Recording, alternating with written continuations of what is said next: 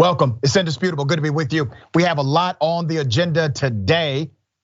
Breaking down news of the day, we have Caroline Johnson, Rebel HQ contributor, TYT contributor. That is going to be a lot of fun. Also, during the bullpen, my debate segment, we have economist, got his PhD in economics from Columbia University. Why do I keep getting all of these PhDs in economics to debate? I am not an economist, but he wants to talk about immigration, all right? Daniel DiMartino will be the person joining us. Ladies and gentlemen, my top news story for today. They have been lying about the number of black people they have been killing. I'm talking about the police. So a new study has come out. You can find this in Health Report. More than half of the police killings in the USA are unreported, and black Americans are most likely to experience fatal police encounters. 55% unreported, by the way. Check this video out.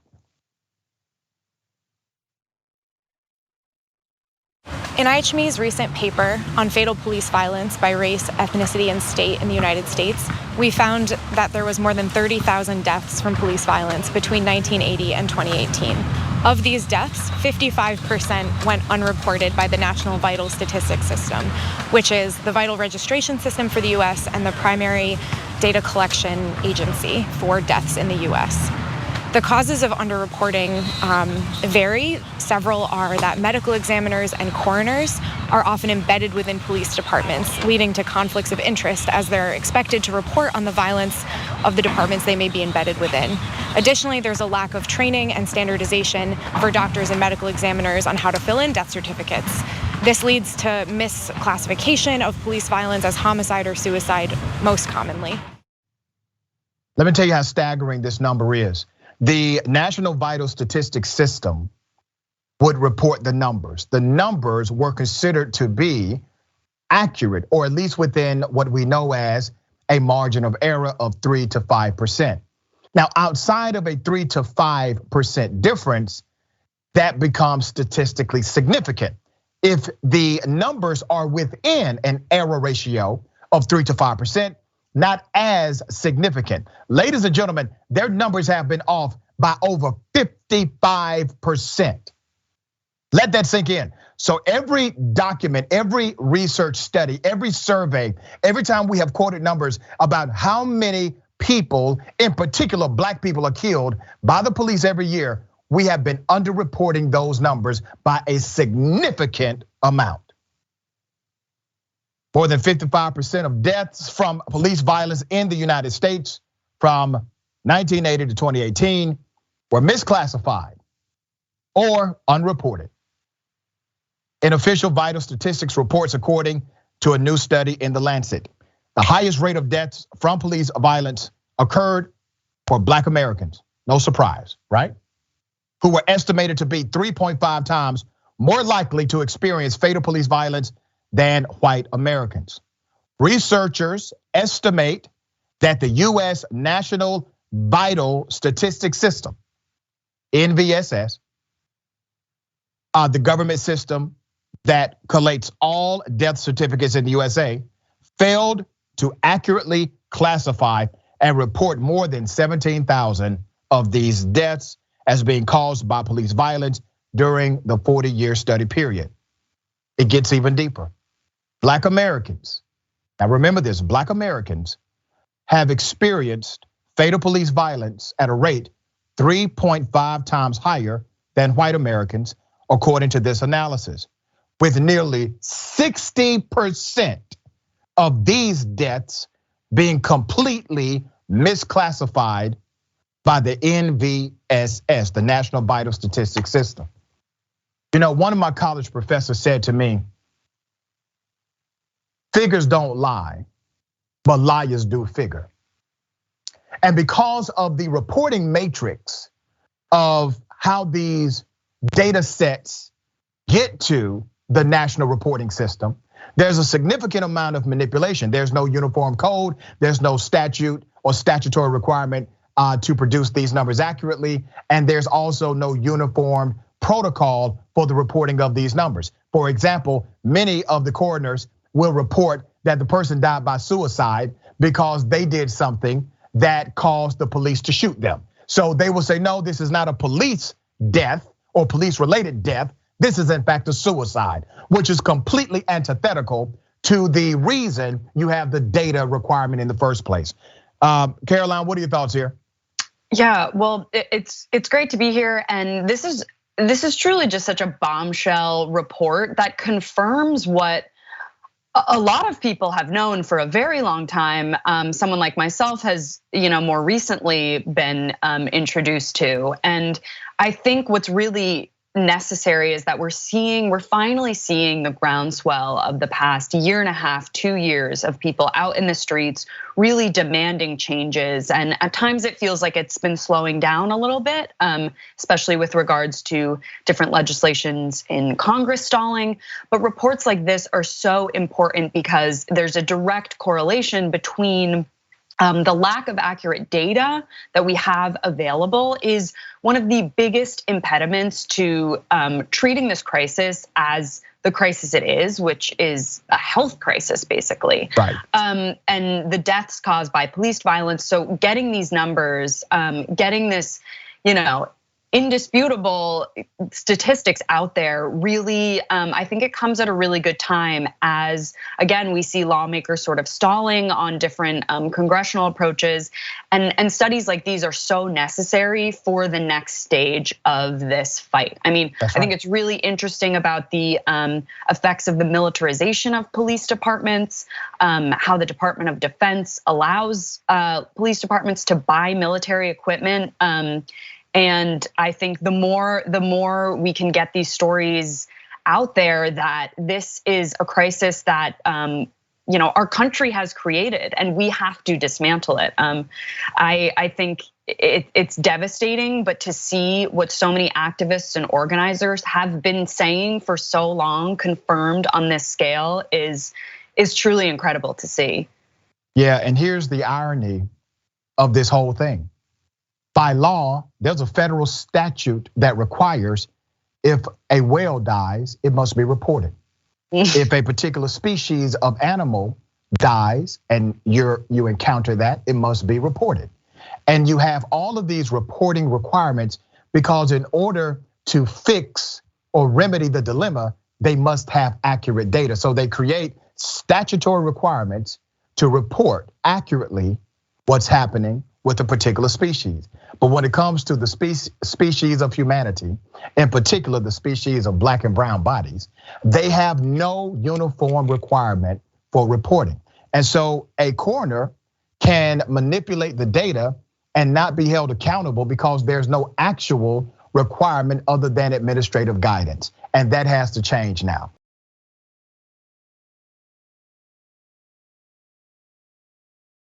Another very sad story. 17-year-old finds his mother dead from a gunshot wound to the head while she slept. Let me give you the background to this. Young woman sleeping in her apartment, a neighbor, white male, cleaning his gun according to him, accidentally shoots through the walls of his apartment and kills this mother, shoots her in the head while she sleeps. The 17-year-old son discovers the body of his mother, one of the saddest things we've seen in a long time. Police report Williams was cleaning the weapon. Let's put up a picture of both of them. Williams, the male, was cleaning the weapon inside of his Duluth apartment. This was in Georgia on Friday, September 25th, before midnight, okay? Police said the bullet went through the wall and hit the mother in the head. That's the mother that you're seeing on the other side, okay? Her name is Carletha Foley. We're gonna remember Miss Foley. Foley's 17-year-old son later found his mother unresponsive in the bed and called for help. Now I want you to imagine what's happening here. 17-year-old son, mom's asleep. She's not waking up. He goes in to check. She's dead. Gunshot wound to the head. Now, right now, they have arrested the individual at the middle of this, Maxwell Williamson. He has been arrested and he is being held without bond. Now, remember, his story is he was cleaning his gun right at midnight and this happened. There is no indication that Mr. Williamson attempted to figure out if his weapon harmed or killed anyone after it happened. The Gwinnett County Police said 36-year-old Carletha Foley was killed after her neighbor Maxwell Williamson, 22, accidentally fired his gun. The mother and son moved from Texas. Think about this. They moved to Metro Atlanta 2 years ago from Houston, Texas, and was known as the life of the party. The brother of Miss Foley said, and I quote, "She was full of life and fun. She was always smiling. One thing about Carletha, she was a go-getter." She's now dead. Hundreds of people die in America every year because of accidental gunfire. Now, once again, this is his defense. If it is true that this was purely an accident, if it's true, still a tragedy, right? But we reported not too long ago right here on Indisputable of a kid who got hold of a gun and accidentally killed his own mother. Things like this are happening in America, and they have happened for decades in America. It just goes underreported because of our culture and fascination with guns. Who in the hell is cleaning a gun at 12 midnight? Who does that? Why? This person is dead because of gun culture. Let's make that clear. You can talk about accident and mistake all you want to, but you cannot leave out the conversation of gun culture in the United States of America. And by the way, this country has more of these incidents than all other nations combined. Caroline, what are your thoughts here? Yeah, I totally, couldn't have said it better myself. We've created a society where guns have control over like virtually every aspect of human life. Their relevancy in our communities is truly overwhelming. And when I first was reading this story, I thought, the emphasis was kind of on how do we, what's going on with responsible gun ownership in this country. That's, a right-wing talking point is that we have to have the NRA and places where people can learn to be responsible gun owners. And I think to an extent, the NRA is completely politicized now, but I think a lot of people agree that having gun training and organizations that really teach gun safety is important. But you have to wonder if all of that you can even really defend anymore, because the fact of the matter is people are now allowed to basically get away with murder. And if they have this excuse of, oh, I was just cleaning it, it sounds like no really other questions are gonna be asked.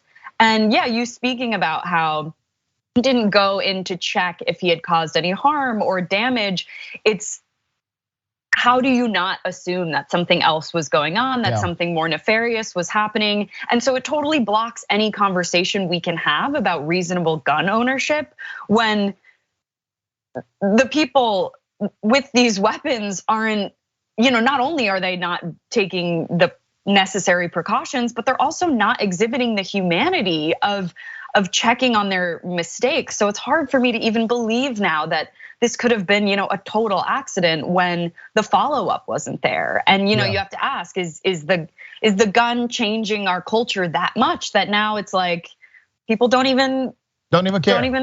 They don't shoot your gun. You shot through your apartment. Somebody could be injured or hurt, or at least scared to death because a bullet just went flying through their home.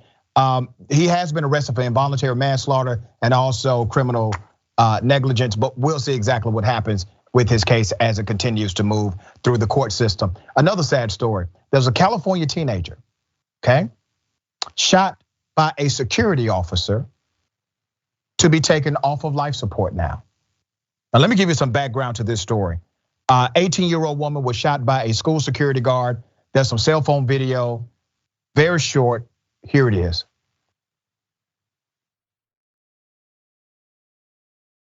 A warning, this cell phone video taken by a student can be disturbing. It shows the car starting to leave, and the school safety officer can be heard firing. He has his gun. No! Get down! No! Let's put up a picture of Mona Rodriguez. Okay.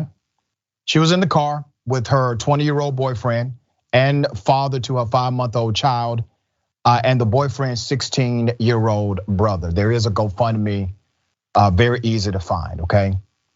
Mona was shot when she left in the car driven by her boyfriend as it sped off to leave. One of the 2 bullets fired into the car struck Mona in the back of her head. Mona is now in the hospital. Let's show a picture.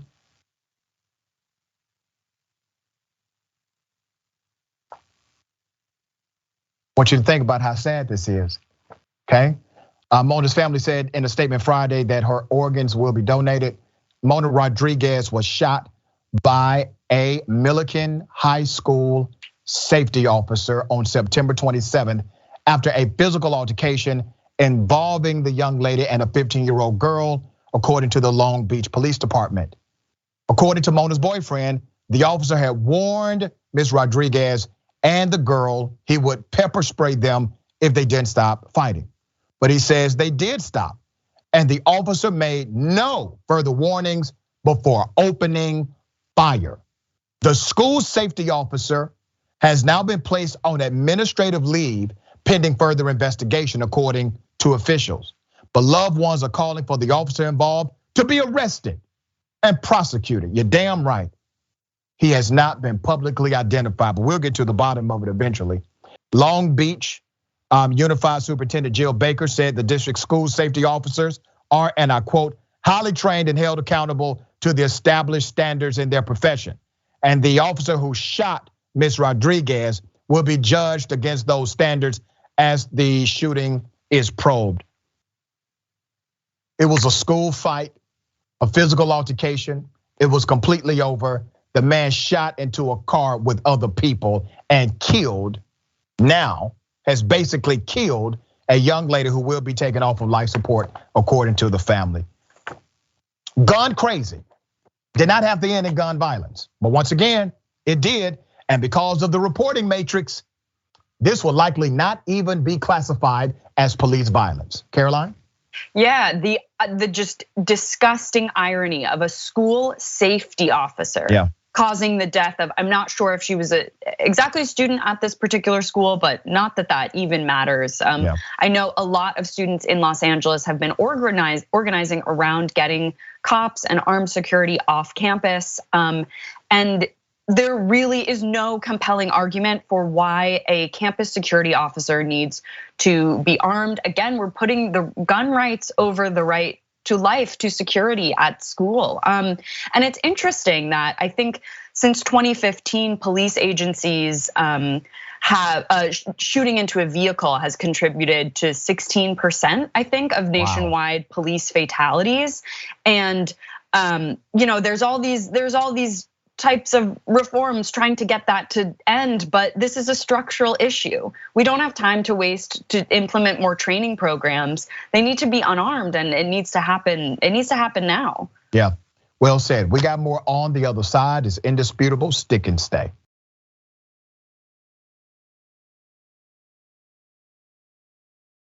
Welcome back. It's indisputable. We have a lot of show left. Let me read some of these amazing comments. And before I get to the comments, remember, we have been nominated in Atlanta Magazine's Best of series.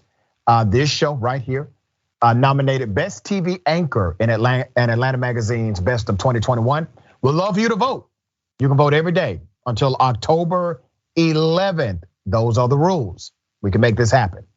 Go to tyt.com/Rashad, tyt.com/RASHAD. Type in my name, Rashad Richey, in the box, submit your vote, and I will report back to you on October 12th. All right, or something like that. Okay. Also, we have the indisputable mug release. I left my mug at the house, which is downstairs. So the mug has some amazing features on it. All right. It says, take care of yourself, take care of each other, take care of the planet. And remember, the truth is always indisputable on both sides. You take that mug with you, it is known to do two things. Number one, helps you remember what's important in life. And number two, makes your coffee taste even that much better, okay? Also, the conversation, watch the conversation live today, 5:30 p.m. Eastern time, 2:30 p.m. Pacific time, tyt.com/live, right before the Young Turks. Make sure you subscribe. It's simple, it's easy, it's quick. Go to youtube.com/TYT conversation. All right, let me read some of these comments. TYT member Eric the Red said, the police know they are in the wrong, or why else would they be trying to hide it? Yeah, and those that partner with the police, right? Like the coroner, the medical examiners, they have a duty to report as well.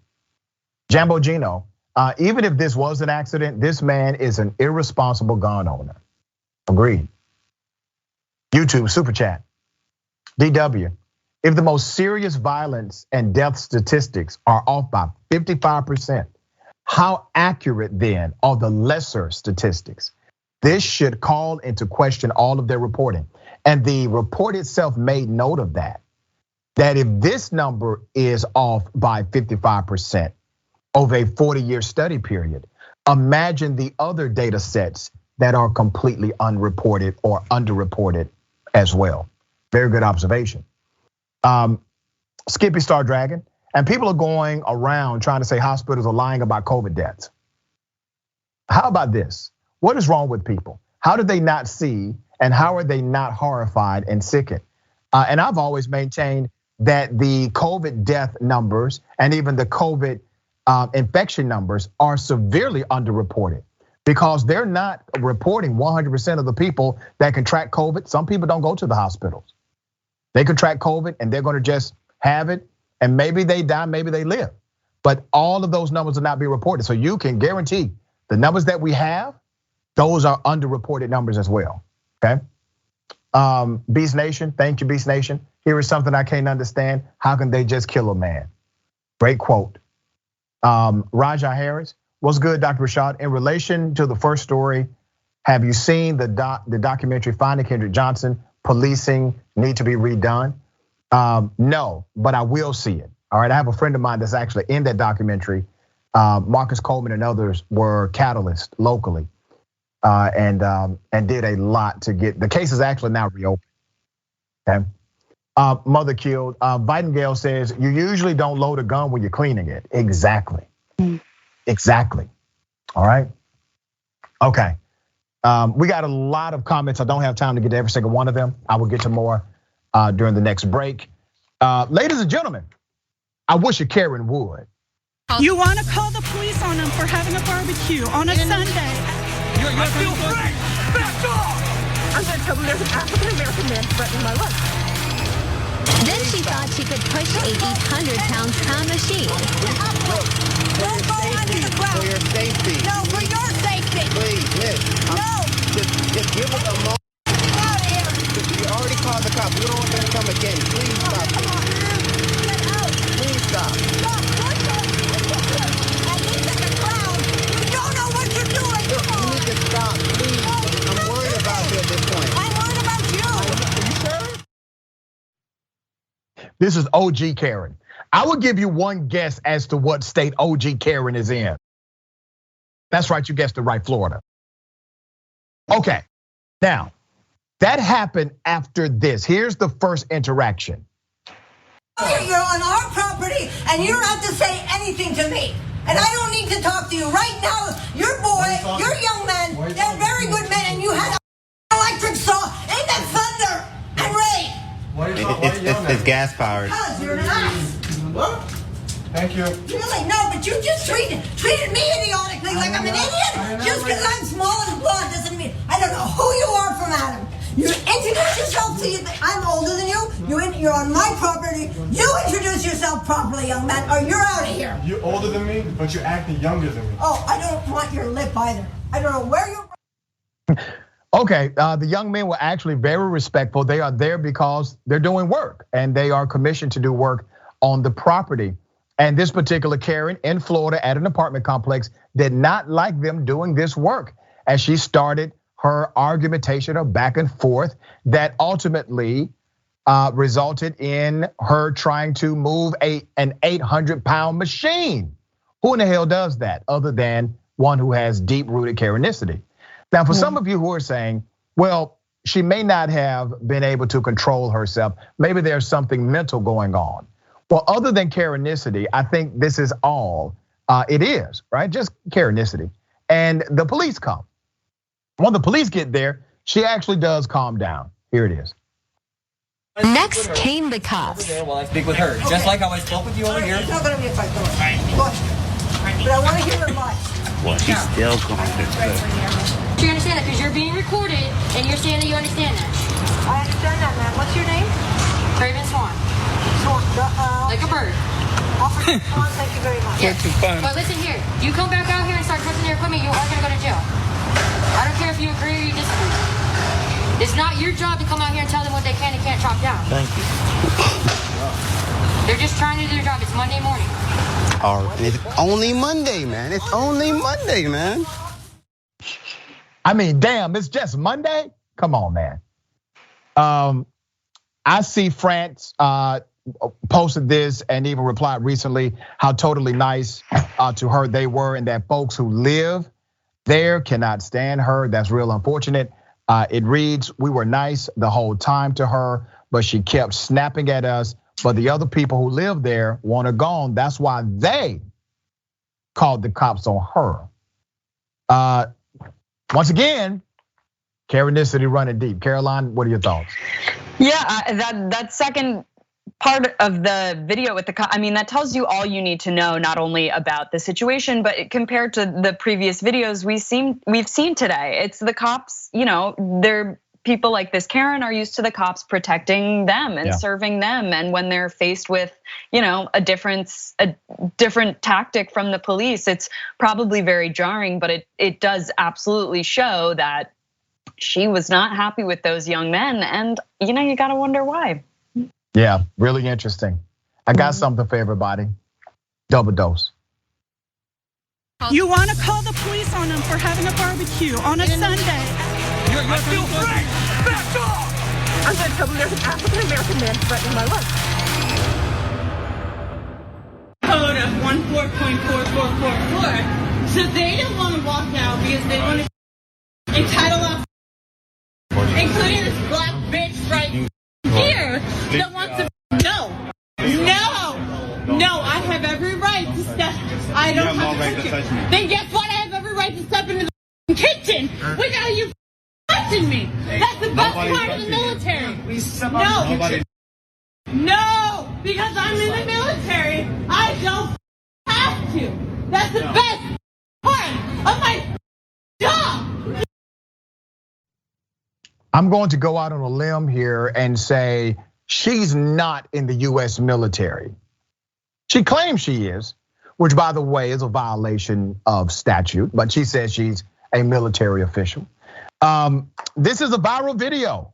A woman insisting that she can go into a restaurant's kitchen because she's in the military.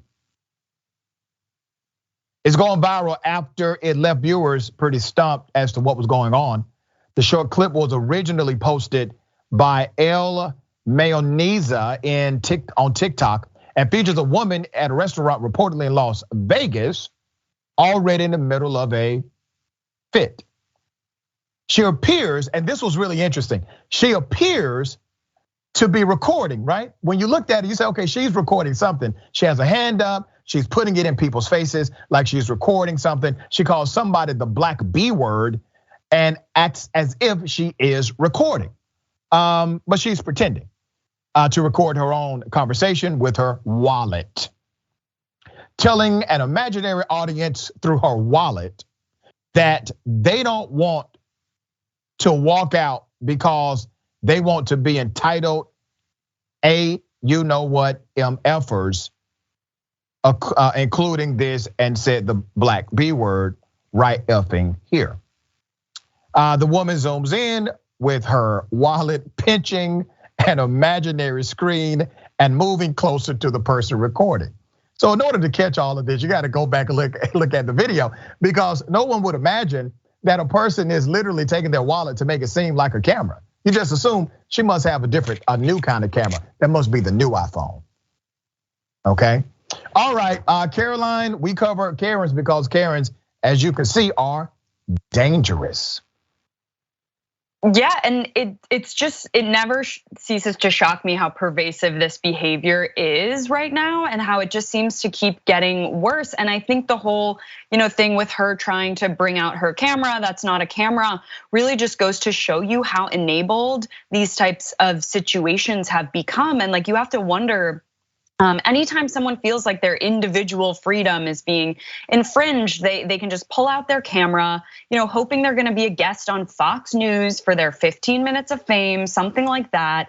And it's really shocking, this weaponization of filming these scenarios, when, as we saw earlier, it's incredibly important for people to be filming certain injustices, but the weaponization of that same thing, just when you feel like you are not being treated well, is really scary and shocking, and just shows how unabashedly selfish a lot of this country is right now. So if you need to film something, film. If you just want, it doesn't go both ways. Yeah, we have a word for that where I'm from. I'm from Glenwood Road. We call that flexing.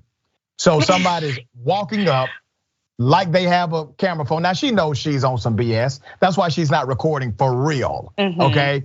She just wants to scare people with the recording. Remember, we utilize recordings in a significant way. We make sure that we expose corruption, we expose behavior that is antithetical to progress, we expose racism, and we also provide a mirror. Recordings can provide a really great mirror to the soul of this nation, so that we start shaping and transforming the social dynamic or social behavioral dynamic through actual mirror exposure. We got more on the other side.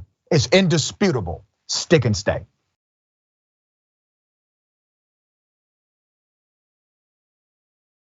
Welcome back. It's indisputable. We got a lot of comments. Let's get to it. All right, TYT member Jambo Gino, Karen says, I don't want your lip. Also, Karen, nothing but lip. Mickey C, the silver-haired dragon. So many of these young people who are attacked by Karens are far, far more polite than I would be. Me too, actually. I gotta give them credit, okay? Eric the Red, I think you need orders from your commanding officer before you invade some space. Even if it's a kitchen, they may not be any oil there in there. I love it. I don't think that's the kind of oil they're talking about when they say invade. Never mind. I know what you're saying, Eric. Sina Hogoboom. If that chick came in my kitchen, I got something for her. Why does she want to go in the kitchen? Why does she want to utilize make-believe military powers to simply walk into someone's kitchen? So many more things you can do with fake, magical, make-believe powers. YouTube super chat. Only Monday, Karen stay ready 24/7. I know, Karen's already in season and out of season all the time. Barrel age millennial is an apartment building, leaving me to believe that Karen isn't even the owner of the property, correct? Workers are on the site per owner's business, right? That's absolutely 100% correct. It was an apartment complex in Florida. Virginia Slim, as a veteran, this Karen is disgraceful, very much so. And thank you for your service, by the way. Derek, Directive 4, that one always gets me. The K throws me off. That Karen is trouble, smacking someone like that in public, yep. Subliminal Sapper says she's an officer's wife, guarantee. Forbesilla, I don't think she's drunk, she's just horrible, yeah. Nana Nikki, if she's in the US military, she's required to wear a mask and be vaxxed. She certainly isn't allowed to violate private business policy. Right, yeah. Okay, Twitch, my boy Raps. Imagine what Karen will be up to by Friday. I know it's just Monday, just getting started. All right, Jax Drax, entitlement doesn't actually give someone every right. Yeah. And Donkey Teeth Beatles, there's an iWatch. Why not an iWallet? Well, I think that's what she wanted them to believe. Okay. You know, we have seen something across America and actually beyond. The rise of anti-Karens. So let me give you another point of view here. There's a guy, he's inside of a Walmart.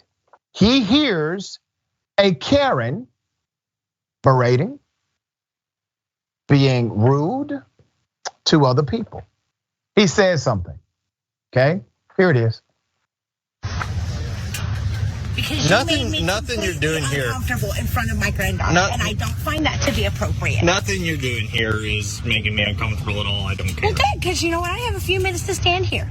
And your behavior is inappropriate. Okay, I'll hang out here for you.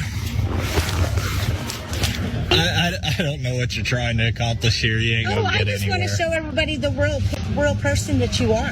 Oh, okay. And how you're rude to me. Rude? You have no sense of personal space. Rude? You accosted me to begin with.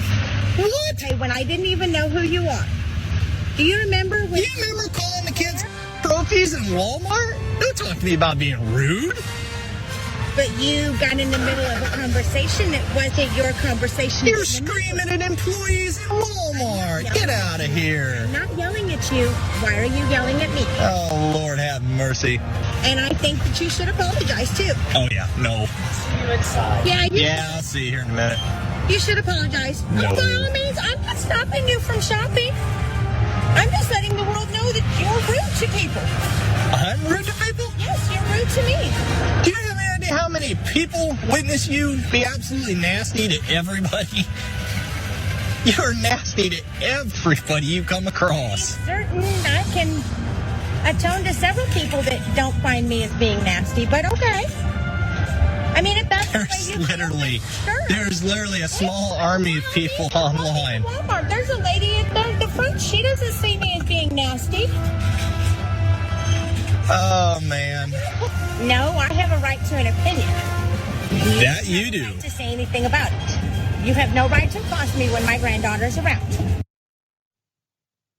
So according to the narrative here, this person has a background, a pattern of being nasty to other people, so much so that other folks on social media talk about her. She's kind of legendary. This is a legendary Karen who came across finally an anti-Karen, a person who was willing to do more than push the button and talk about her on social media or behind her back. He stood up to this anti-Karen, and what did it make her do? It made her demand an apology for having the audacity to butt himself into her rude conversation in front of her grandkid. Well, madam, you should not be a Karen in front of your grandkid. That's teaching your grandchild a horrible lesson. And one of the quotes was interesting. She says that you're being rude. He says, you were yelling at Walmart employees. And she says, but I'm not yelling now. I'm not yelling at you. Quite fascinating. Anti-Karens are a thing. We cover anti-Karens because we would like to promote the good side of that narrative as it relates to Karens who are out of control. There are anti-Karens in the world. Caroline, what are your thoughts about this anti-Karen? Oh, I'm glad you pointed out that what she said about, well, I'm not being rude to you now, as if like saying like, oh, but it doesn't matter. Employees are there for me to be rude at. Way to go, anti-Karen. Again, there's an epidemic of just doubling down on bad behavior. There's something about when someone is recording someone's bad behavior and their instinct is to grab their own phone and say, no, it's you, it's your bad behavior. Thus, like creating this just insane standoff of not being able to acknowledge your own behavior. It's wild, but it's fascinating to watch. Really is watching in real time people try and apologize for their bad behavior. Yeah, definitely still curious about this. The power of the camera is really fascinating in all of these events. But yeah, anti-Karen all the way. Keep it up. Keep up the good work. We love it. There you go. Keep it up. And we need more people who are willing to simply say, I'm sorry that I made a mistake.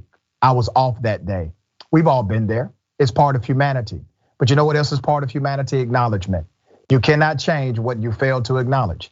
And if we are truly creatures, human creatures connected to a social design, if we have the inability to be common in our understanding of each other and how we impact the broader world around us, then we're living in a bubble to ourselves.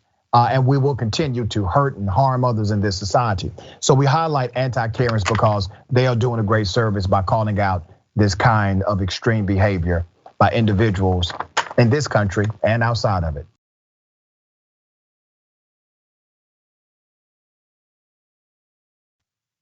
Senator Kyrsten Sinema, damn shame. All right, I mean, this is just, she is one horrible person. So she's a Democrat in name only, and this was interesting. I know people got a lot of feelings about it. But a video has surfaced online of the senator going into the bathroom to hide from student activists.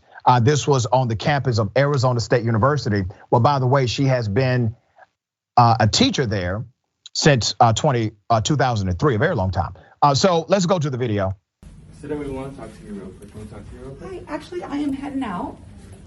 Right now is a real moment that our people need in order for us to be able to talk about what's really happening. We need a Build Back Better plan right now. We knocked on doors. We need solutions. The Build Back Better plan has the solutions that we need. We knocked on doors for you to get you elected, and just how we got you elected, we can get you out of office if you don't support what you promised us. We need 7 million citizenship for 7 million. We need the Build Back Better plan right now. My name is Blanca. I was brought here to the United States when I was 3 years old. And in 2010, my grandparents both got deported because of SB 1070. And I'm here because I definitely believe that we need a pathway to citizenship. My grandfather passed away 2 weeks ago, and I was not able to go to Mexico and visit him because there is no pathway to citizenship. And if we have the opportunity to pass it right now, then we need to do it, because there's millions of undocumented people just like me who share the same story or even worse things that happen to them because of SB 1070 and because of anti-immigrant legislation. And this is the opportunity to pass it right now, and we need to hold you accountable to what you told us, what you promised us that you were going to pass when we knocked on doors for you. It's not right. Have justice and solutions that we need for immigration, labor, climate change. Pass the bill. Build Back Better, pass the bill. Build Back Better, pass the bill. Build Back Better, pass the bill. You're damn right. I'm a college professor. I have no issue with what these students did. None whatsoever. Let me tell you why. Let me first bring up the statement from the senator, okay? Yesterday's behavior was not legitimate protest. Well, you're not a legitimate public servant. So how about that, okay? Sinema said in the statement, it is unacceptable. Now she's moralizing. It is unacceptable for activist organizations to instruct their members to jeopardize themselves by engaging in unlawful activities such as gaining entry to closed university buildings, disrupting learning environments, and filming students in a restroom. Now, was the action extreme? Yes, it was extreme.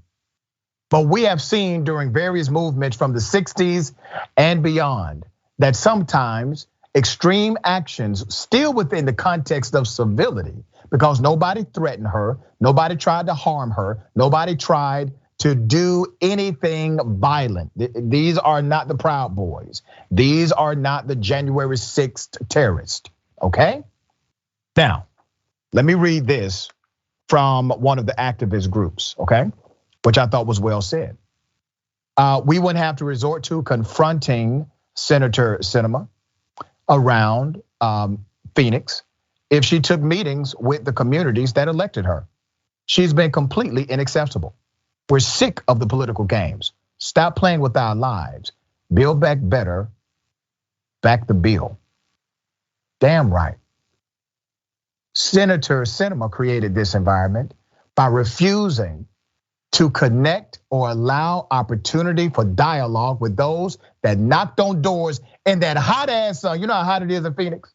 You absolutely right. Find her where she goes. I have no problem with it. Caroline, you see any issue here? No, absolutely not. In fact, I think, the articulation of these activists and really like the bravery and courage that takes is something that should be celebrated across the nation. And again, what are you supposed to do? She doesn't hold town halls. Her voicemails are full. You can only, access her if you pay at least $500 to go to a fundraiser. It's ridiculous. Things like this public pressure, exactly as you said, should be replicated. What else are her constituents supposed to do? Exactly.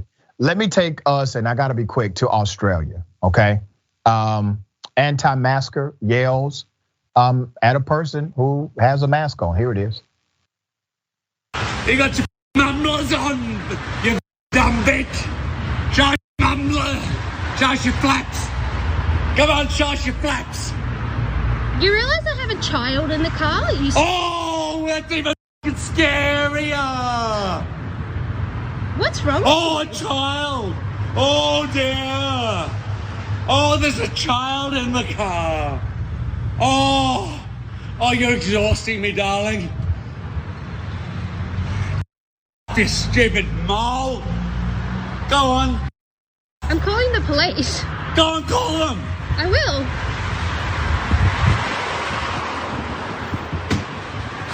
We're calling the police. I'll call them, stupid bitch. Okay. Well, we're not the police, but we are the court of public opinion. And as long as people want to act like this, we're going to help make them famous, because obviously that's what they're going for. Caroline, we got a few seconds. What are your thoughts about this anti-masker in Australia? Yeah, the only thing I have to say is that man should not be operating a vehicle. I mean, go off, but someone needs to stop this man from driving anywhere.